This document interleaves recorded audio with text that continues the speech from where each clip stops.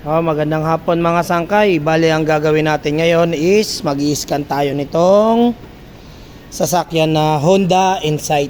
Bali i-scan natin dyan. Tingnan natin. Ayan, naka-switch on. Bali ito, tatanggalin natin yung check engine na yan. Yung kulay dilaw na yan. Unang gagawin natin syempre is isasalpak natin yung OBD. Ayan, nakasalpak na yan. Tapos sunod na gagawin is open na natin yung scanner. Ayan, bali ito yung scanner na gamit natin. Ayan, bali yung scanner na to is tatak is G-Scan. Ayan mga sangkay, antay lang natin mag open.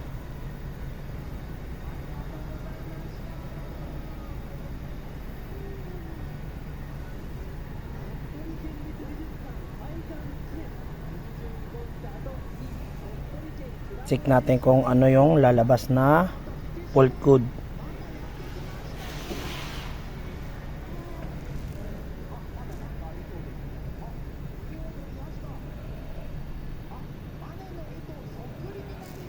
Okay, tapos G-Scan tab.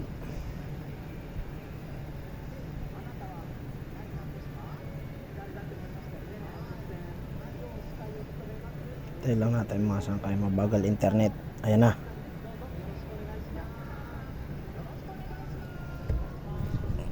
Maliit, di kita.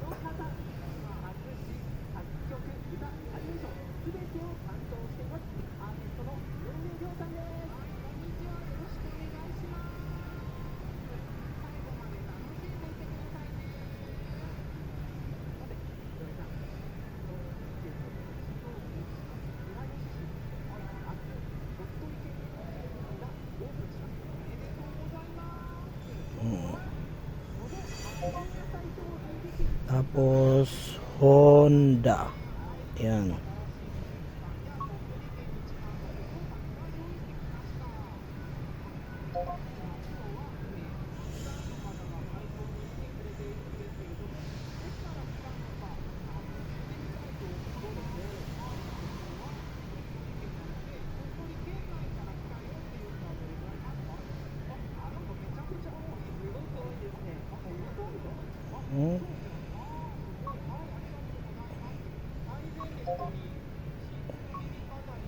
Honda Insight.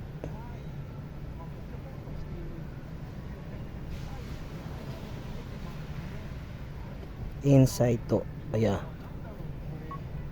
Anong kan? Ay. CE CE1 CE2 ito. Okay. LDA. Anong model? Medyo ni H22. Tapos engine.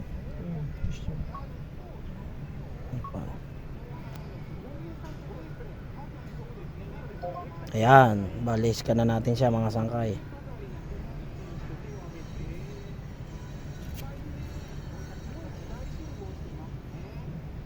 Santan lang natin maglabasan lahat yan, matapos yan lahat. Lalabas dyan lahat.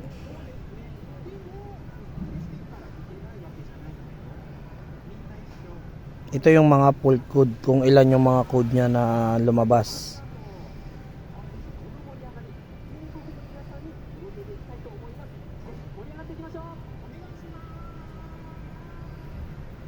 Hintayin natin matapos lahat yan.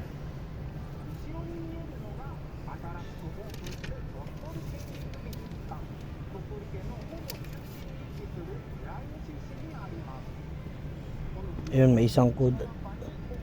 ABS.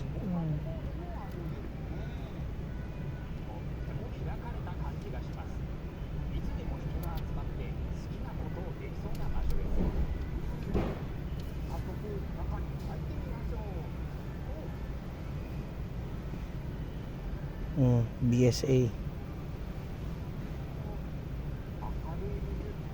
Kailangan lang dito mga sangkay is marunong ka Nihongo, magbasa ng Nihongo. Kagaya nyan.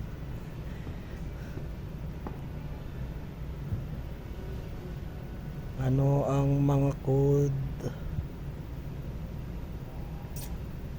Hintay lang natin mga sangkay matapos lahat yan.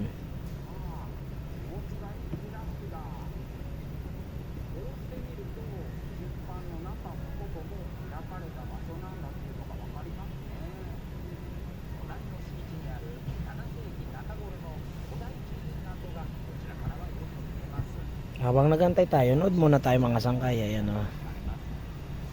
Para kahit pa paano na kukantan tayo sa Nihongo.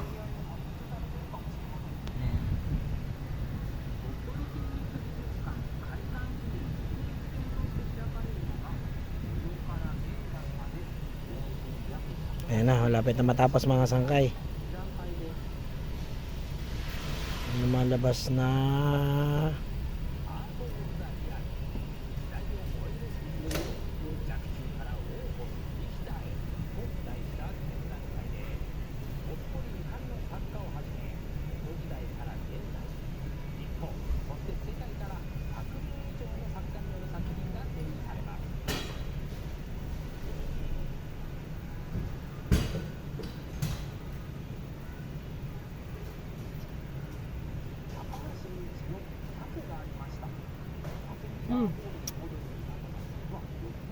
Wala.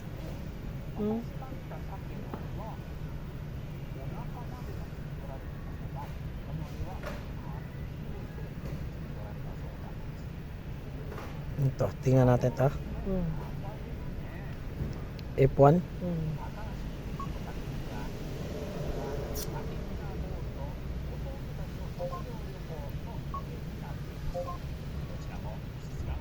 Ayan yung mga code. Ayan yung code niya sa ABS. Kaso di natin mabasa kung ano yan. Sensei, Korean lang desu ka? エビ コー じゃ ド ないのこれ違う ABS これ。コントロールユニット電圧低下多分バッテリーが弱いだけ Bako dake? Bako? Bako? 書いとく Kahit timada. 書いとく書いとって書いとっていい Burik lang po. Oh, sulat mo daw pa.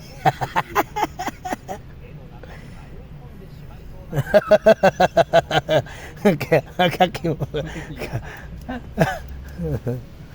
62 na. Kanji yo. Oh, kahit yo. 同じように直に番号と Banggo na. Asar.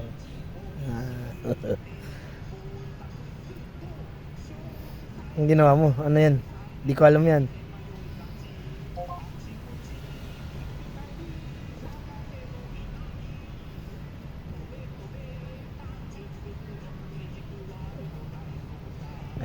Ayan, siyempre ko magaling kanyan eh. Kalikot eh. Iba na yung pinagpipindot mo dyan, boy.